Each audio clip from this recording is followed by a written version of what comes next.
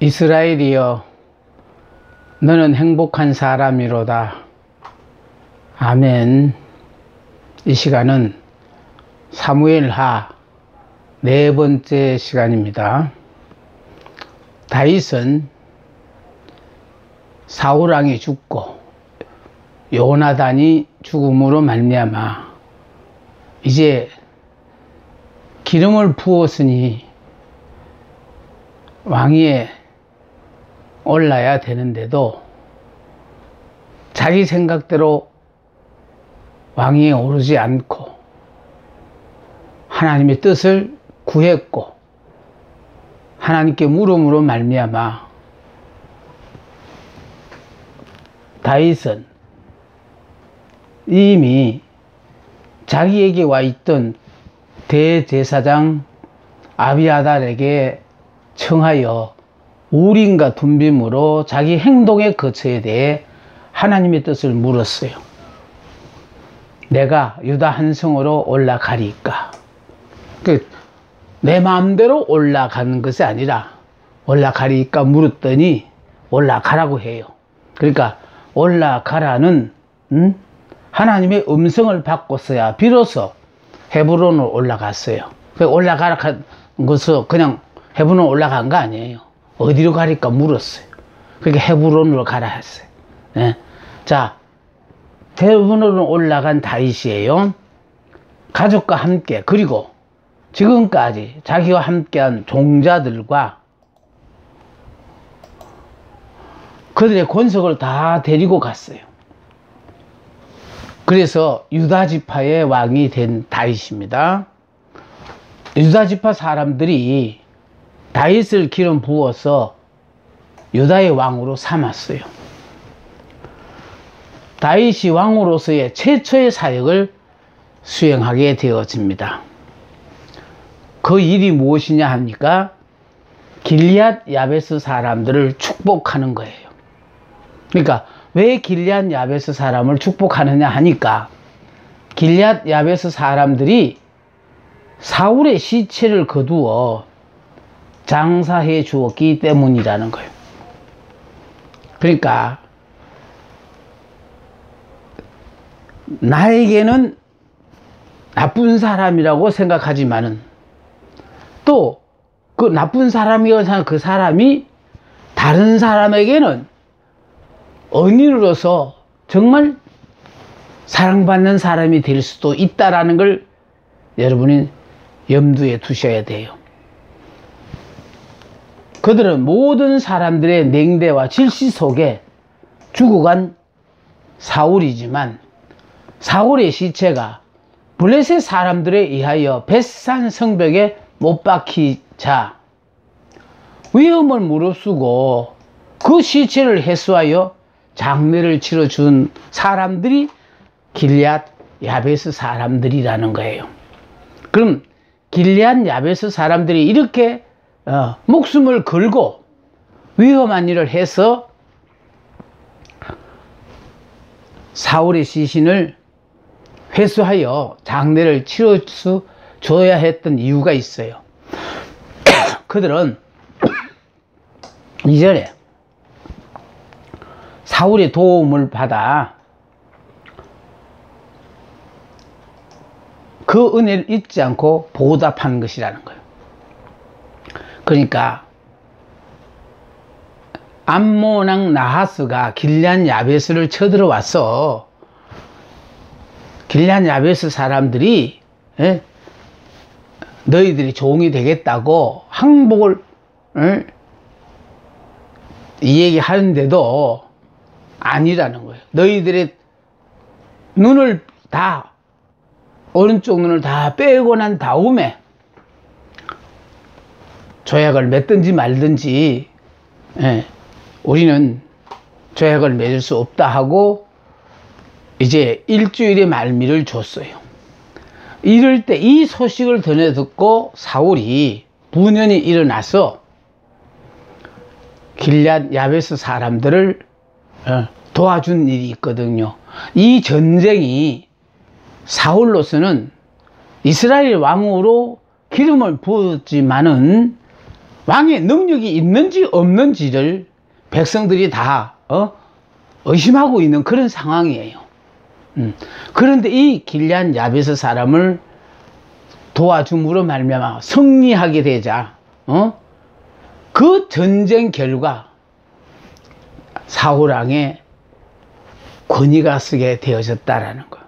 왕의 자리가 이제는 의심받는 자리가 아니고 왕으로 앉을 만한 자격이 있다라는 걸 인정받게 했던 일이 바로 길리앗 야베스 사람들이 위기에 처했을 때에 사울이 그들을 도와준 그 일, 이 전쟁이 바로 사울왕에게는 백성들로부터 왕으로 인정을 받았지만 그러나 능력이 있는지 없는지를 몰라서 많은 사람들이 사울을 왕으로 인정하기에는 좀 미심쩍다 이런 생각을 갖고 있을 때에 이 길리앗 야베스 사람들을 도와주는 이 전쟁에서 승리함으로 말미암아 더 이상 사울이 왕의 자격이 있나 없나에 대한 것에 대하여 완전히 종식을 시켜버리고 말았어요. 그런 사건이거든요. 자, 그들은 이전에 사울의 도움을 받은 적이 있었는데 그 은혜를 잊지 않고 보답한 것이에요. 그래서 은혜를 모르는 사람은 정말 사람이라고 말할 수가 없어요. 짐승과 다를 바 없거든요.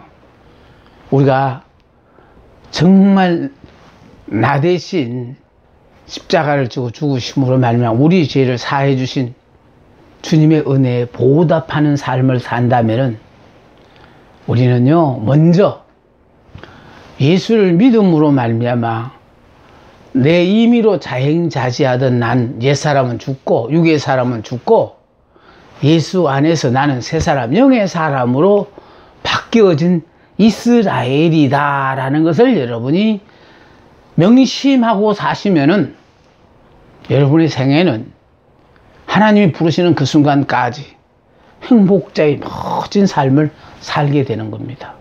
그러니까 하나님은 복이라고 우리에게 주셨던 모든 상황을 당사자 우리가 못 깨달으니까 복이 아니라고 차버리고 불평하고 원망하고 사는 거, 이게 너무 저로서는 안타깝다. 그래서 여러분들 앞에 항상 선한 목자 그림을 설교할 때마다 옆에다가 이렇게 여러분에게 보여드리는 이유는 제가 그림이 없어서 그 그림을 여러분에게 자꾸 보여주는 거 아니에요. 그 그림을 보고 여러분 현재 여러분의 위치가 어디냐, 그러니까 예수님 주변에 몰려든 그 많은 양들 중에서 내가 제일 크다고 나대는 축에 여러분이 서 있는지, 이런 사람들은 다 아직 예수를 믿으면서 내가 옛사람 죽었다라는 걸 모르고 육으로 살다가 보니까 다른 사람과 비교하니까 내가 많이 배웠고 가졌고 잘났으니까 그러면서 막 의시되는 그런 사람들이고, 예수 믿는 순간에 우리가 믿는 하나님이 영이시니까요 우리를 영의 사람으로 만들어요. 새 사람 영의 사람. 그럼 영의 사람이 되어지면 내가 육체를 입고 있지만은 내가 육체가 원하는 대로 살지 않고 성령의 지시 따라 말씀에 따라 순종하며 사는 사람으로 바뀐다고요.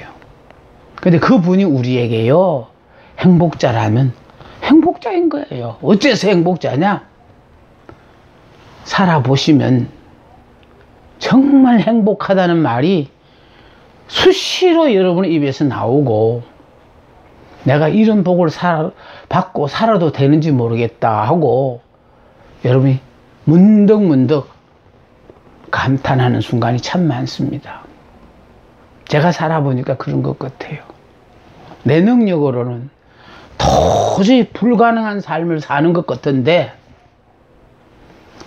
하나님께서 내가 염려하고 걱정하는 그 자체를 그분은 싫어하셔요. 그래서 내가 말하기 전에 미리 와 있고 또 내가 아쉬움이 필요할 때를 대비해서 미리 내 주변에 많은 사람들로 말미암아 도움을 받게 할서라도 결국은 그 많은 사람들이 나를 보고 정말로 행복한 사람이 맞으십니다 라고 입술로 증거를 해 주셔요. 보증을 써 주신다니까요.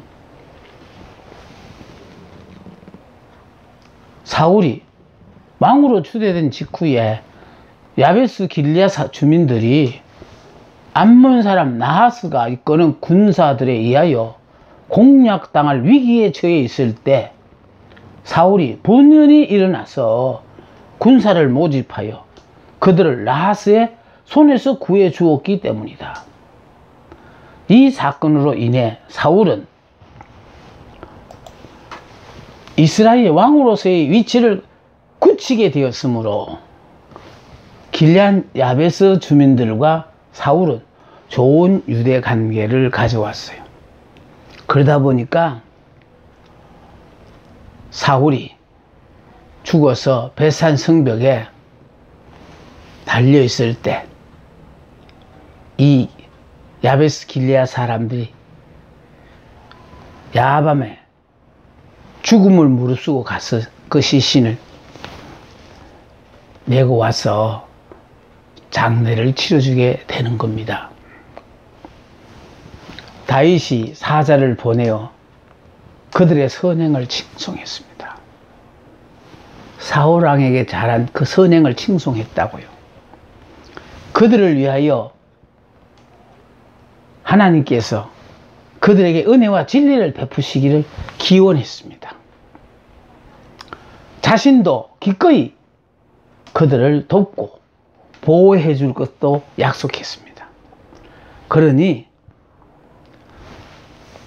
그들이 사울의 사후까지 충성을 보였듯이 사울왕에게 죽은 후에까지 충성을 보였으니 나에게도 그렇게 충성해 줄 것을 부탁했다라는 거예요. 자, 이스보셋이 이스라엘의 왕이 되었습니다. 아까는 다윗이 유다 족속의 왕이 됐는데 또 이제는 다윗의 네 번째 아들 이스보셋이, 이스보셋은 왕의 자리에 앉을 자격이 못 돼요. 그런데 이 이스보셋이 이스라엘의 왕이 되었다는 거예요. 자, 이스보셋이 아브넬에 의하여 왕위에 올랐어요. 본인은 자격도 없어. 왕위를 꿈도 못 꿔. 그런데 문제는요, 사울의 군대 장관이었던 아브넬이 전쟁에 패하여 패잔 병들을 다 불러 모아놓고 지금까지 군대 장군으로 진화한 그거를 포기하기 싫었어. 그래서 이스보셋을 왕위에 세워놓고 모든 권한을 자기 마음대로 휘두르게 되어져요. 자, 사울의 군장 총사령관이에요.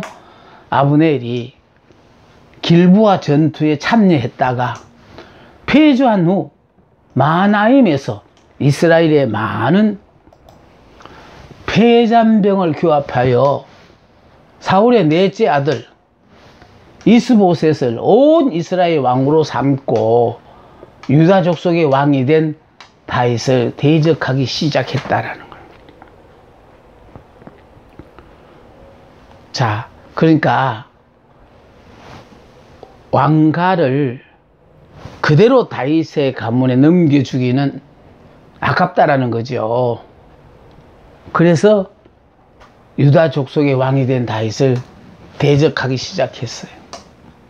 이스보셋은 전적으로 아브넬 개인의 세력을 바탕 삼아 즉위하였다. 문제는 이스보셋 자신이 어떤 세력에 의하여 왕위에 오른 게 아니고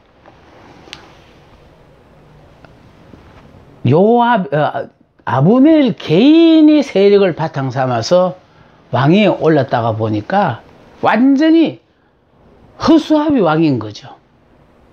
왕의 자리에 있지만 왕으로서의 실권이 없는 그런 왕이었어요. 이스보셋은 몸이 연약하여 전쟁에도 참가하지 못하고 남아있던 자 중에 하나였어요.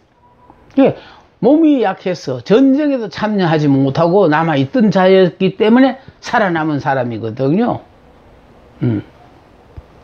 자, 왕으로서 자기의 주장 하나도 제대로 펴지 못하던 무력한 자로서 왕관을 쓰게 된 그는 아브넬의 사악한 게임에 빠져서 사악한 무리들의 우두머리가 되었어요. 그러니까 항상 선한 일에는 악한 자들이 해방을 놔요. 자, 그래서 여기 사악한 게임에 빠져 아브넬의 사악한 게임. 그러니까 여기 아브넬의 사악한 게임이 뭐냐면은 결과적으로요. 개인의 세력을 바탕으로 하다 보니까 그 세들을 더 부리기 위해서 그래서 허수아비 실권도 없는 넷째 아들 이스보셋을 왕으로 세워놓고 막강한 권력을 휘두르겠다는 그런 뜻입니다. 이스보셋은 유다 지파를 제하고 에브라임과 베냐민 지파를 중심으로 한 나머지 11지파의 왕으로 등극하여 사울 왕가를 계승하여 이스라엘을 2년 동안 다스리게 되었으나 철저한 인본주의 왕국으로 하나님의 인정하심을 받지 못했습니다. 그 지금 중요한 것은요, 항상 신본주의로 살려고 하는 사람들 앞에는 인본주의로 사는 사람들이 이렇게 대적을 하게 돼 있거든요. 그런데 알아둬야 될 것은요, 비율로 보면은 인본주의는 숫자가 12이면 10이에요. 신본주의로 살려고 하는 사람은 12명 중에 2이라고 생각하면 돼요. 다시 말해서 이 숫자를 어디서 제가 지금 여러분 앞에 설명하느냐 하면은 가나안 땅에 12명의 정탐꾼을 파송했을 때 같은 지역을 정탐하고 왔는데도 불구하고 그 의견이 둘로 이렇게 나눠졌거든요. 그러니까 인본주의 사람은 자기들이 눈으로 보고 판단한 그 자체를 가지고 믿고 그걸로 말미암아 가나안 땅 정탐 후에 그들의 보고는 가나안 땅은 우리로서는 절대로 점령하지 못하는 땅이라는 결론을 내렸고, 왜? 그러니까 하나님의 은혜로 점령할 수 있는 땅이지 인간의 노력으로는 절대로 점령할 수 없는 곳이거든요. 왜? 가나안 땅을 점령하려면요 요단강을 건너야 돼요. 그럼 요단강이 또 무엇이냐? 우리는 죽음의 강이라고 얘기하는데, 내가 죽어야만이, 육의 사람이 죽어야만이 영의 사람이 된 사람만이 들어가는 땅이 가나안 땅이에요. 그러니까 하나님이 허락하신 모든 축복을 누리는 내가 당사자 되기 위해서는 우리는 옛사람, 육의 사람 나는 죽어야 돼요. 인간의 의로 살지 말고 나 자신의 의로 살지 않고 하나님의 의, 그러니까 하나님이 허락하신 모든 것들을요 이해하고 내게 유리하나 불리하나를 따지어 가지고 믿는 거 아니고요, 하나님의 모든 허락하신 상황을 받아들이고 하나님이 하시는 모든 말씀을 말씀 그대로 아멘하고 믿는 그런 삶을 사는 것이 신본주의예요. 지금 그러니까 10명은 저들이 볼 적에 그 땅은 정말 우리를 삼키는 땅이고 그 땅에 사는 족속은 너무 거인들이라 안악자손들이 우리는 보기만 해도 그 사람들을 상대할 수 없다고 하면서 인간적인 판단에 의해서 못 들어간다고 했고, 여호수아 갈렙 두 사람은 그 땅을 점령할 수 있다고 했어요. 그런데 이 두 사람이 그 땅을 점령할 수 있다라고 자신 있게 주장한 이유는 하나님을 믿기 때문에. 그러니까 하나님께서 우리와 함께 하시고 더더군다나 그 땅을 하나님 우리에게 주시기로 약속한 땅이니까 굳이 올라가서 싸워야 될 필요가 없다라는 거예요. 이미 하나님이 우리에게 주신 것이니까 그냥 취하기만 하면 된다는 거예요. 싸우자는 말이 없어요. 그냥 하나님이 우리에게 주셨으니 그냥 가서 취하여 그냥 살기만 한다. 이게 바로 지금 여러분들 앞에 내가요, 이스라엘이요, 너는 행복한 사람이라는 이 약속의 말씀을 자꾸 여러분 앞에 강조하는 거는 이미 여러분은요, 예수 믿는 순간부터 이스라엘이고, 이스라엘로 여러분이 살기만 하면 순간순간, 야, 이것도 복이었네. 호, 이것도 복이었어. 내가 이런 복을 누리고 살아도 되니, 이걸 여러분이 깨달아요. 그런데 이걸 모르니까 여러분들은요, 이스라엘로 살지 않고 옛사람, 유괴사람, 야곱으로 사니까 이 꼴로 사는데 무슨 놈의 행복자라고 그런 소리를 여러분들이 이렇게 하실 때마다 참 정말 안타깝다는 말 외에는 내가 더 이상 드릴 말이 없어요. 그러니까 신본주의로 사는 사람은요, 하나님의 말씀 그대로를 믿는 거예요. 인본주의는 하나님의 말씀을 가감을 해요. 더하고 빼고 믿고 싶은 건 믿는 거예요. 자, 그러므로 말미암아 유다 족속과 이제 11족속으로 말미암은 이스라엘이 나누어졌는데, 한쪽은 신본주의, 한쪽은 인본주의로 이렇게 완전히 나누어지게 되어졌어요. 철저한 인본주의 왕국으로 하나님의 인정하심을 받지 못했다. 이스라엘과 유다의 싸움이에요. 자, 이렇게 되므로 이스라엘과 유다가 싸움을 해요. 한 나라 안에 두 정부가 수립되므로 부득불 두 세력 간의 충돌은 피할 수가 없어요. 그렇게 자꾸 싸우는 거예요. 그래서 우리도요, 내가 육신을 입고 있고 예수를 믿음으로 하나님의 영이 우리 속에 들어와 있으니까, 그러니까 지금 영과 육이 계속해서 이게 충돌하는 거예요. 그러니까 이건 지극히 정상이에요. 그런데 이 충돌할 때 내 본의로 사는 사람, 육으로 사는 사람은 육신의 정욕 따라 하고 싶은 대로 하고 살아요. 그러나 나는 예수 믿는 순간에 옛사람 나는 죽고 육은 죽고 영으로 산다라고 생각하는 사람은요, 성령이 그 사람의 마음을 사로잡아서 살기 때문에 환경과는 전혀 상관없어요. 그러니까 쉬운 말로 설명해서 지옥 같은 환경인데도 불구하고 다른 사람은 다 그 환경이 지옥 같다라고 얘기하는 그 환경에서 나는 천국으로 산다는 거예요. 그리고 환경하고 상관없어요. 우리는 환경을 의지해서 사는 사람이 아니거든요.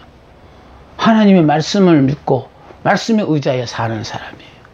하나님이 우리 보고 행복한 사람이라는 것은 이 환경과는 초월된 삶을 사는 거예요.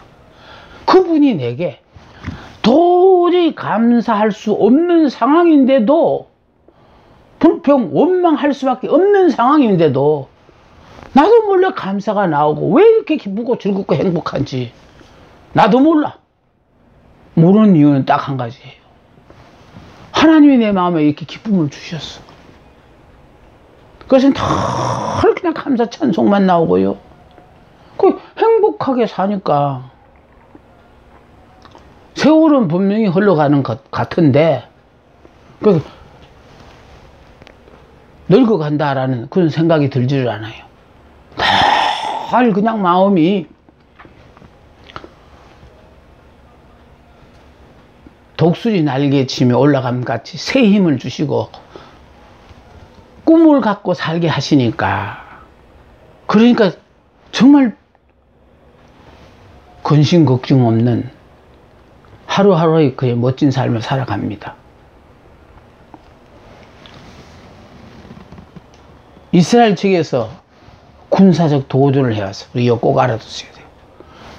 이스라엘 측에서, 즉 이스보셋 측에서 군사적 도전을 해왔어요. 항상 이렇게 시비는요, 인본주의 하는 나라에서 전쟁을 걸어오게 돼 있어요. 신본주의는 쳐들어오면 방어만 하지 쳐들어가지를 않아요. 그러니까 지금 이스보셋 측에서 군사적 도전을 해왔어요. 직접적인 동기예요. 기본 못을 차지하기 위한 이스보셋 측의 야망에 찬 전쟁 제의에 있었다. 그럼 전투 과정은 어땠느냐? 아브넬은 전쟁을 하나의 장난으로 여겼어요. 인간의 생명을 경시한다라는 걸 지금 우리에게 보여주는 거예요.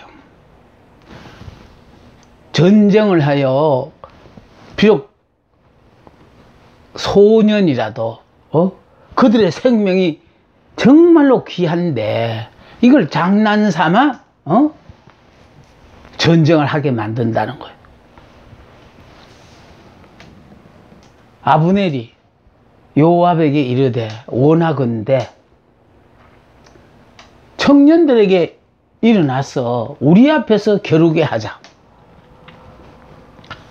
자, 각각 12명씩 대표자를 선발하여 싸우게 했으나 모두 죽었고, 그러니까 죽을 때까지 싸우게 했으니까 12명 모두가 다 죽었어요. 아, 이쪽에 12명 죽고 저쪽도 12명 죽고. 그 후 더 치열한 전투가 계속되어 마침내 대세는 다윗 측으로 기울어졌다라는 거예요.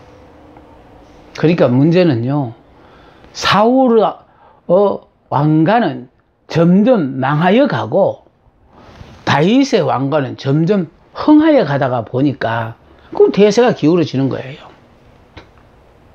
다윗의 가문, 사울의 가문은 이제 끝날 때가 되었고 다윗의 가문은 완전히 새롭게 출발해야 되는 그런 과정이 있었거든요. 전쟁의 와중에서 다윗의 용사 아사헬이 이스보셋의 군장 아브넬에게 죽임을 당했어요. 그러니까 이스보셋의 군장 아브넬은 아주 전쟁에서는 정말 역전의 용사고 정말 탁월한 능력을 가진 사람이거든요. 군장이 아무나 하는 거 아니잖아요. 그런데 여기 지금 아사헬이 여기 지금 나옵니다만은 어떻게 내 형 요압을 대하겠느냐. 그러니까 다시 말해서 아사헬이 군장 아브넬을 막 쫓아오는 거, 추격해 오는 거예요. 그러니까 아브넬이 제발 다른 사람 앞에 가고 나한테 오지 말라고, 그러면서 어떻게 내가 앞으로 너를 죽여놓고 네 형 요압을 대하겠느냐. 응? 요압은 다윗의 군장이거든요. 그러니까 결과적으로 형을 생각해서라도 쫓아야 되면 나 쫓지 말고 다른 사람을 쫓아라. 너는 나의 적수가 되지 못한다. 이렇게 일러줬는데도 불구하고요, 아브넬은 자기를 추격해 오는 자가 요압의 동생 아사헬인 것을 알고 자기를 단념하고 다른 군사를 잡아가도록 충고를 했다라는 거예요. 그런데 아사헬이요 지나쳤어. 다시 말해서 그런 충고를 듣지 않고 굉장히 재빠른 사람이다가 보니까 충분히 아브넬을 죽일 수 있다고 생각하고 다가갔는데, 도망가던 아브넬이 뒤를 돌아보지 않고 자기에게 가까우니까 창을 뒤로 이렇게 찔러가지고, 그래서 아사헬이 죽었어요.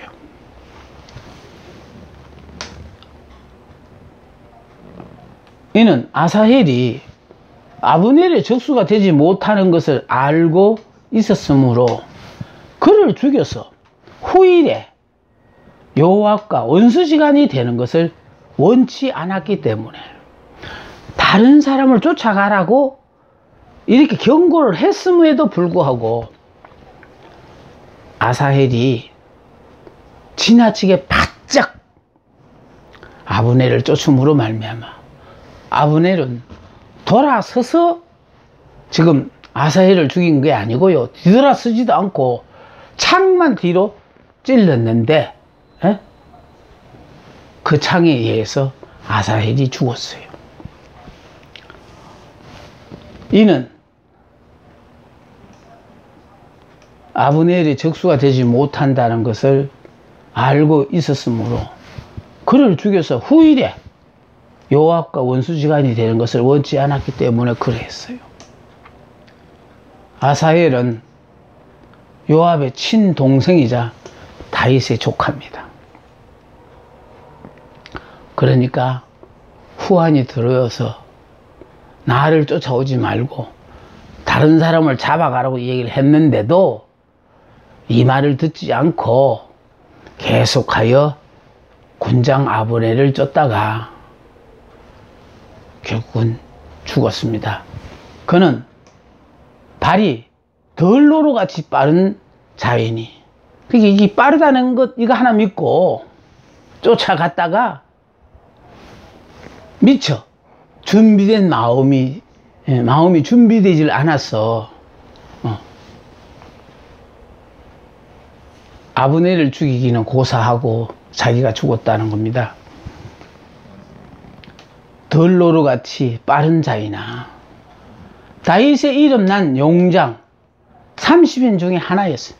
그만큼 아사헬이 정말 유명한 사람이었어요.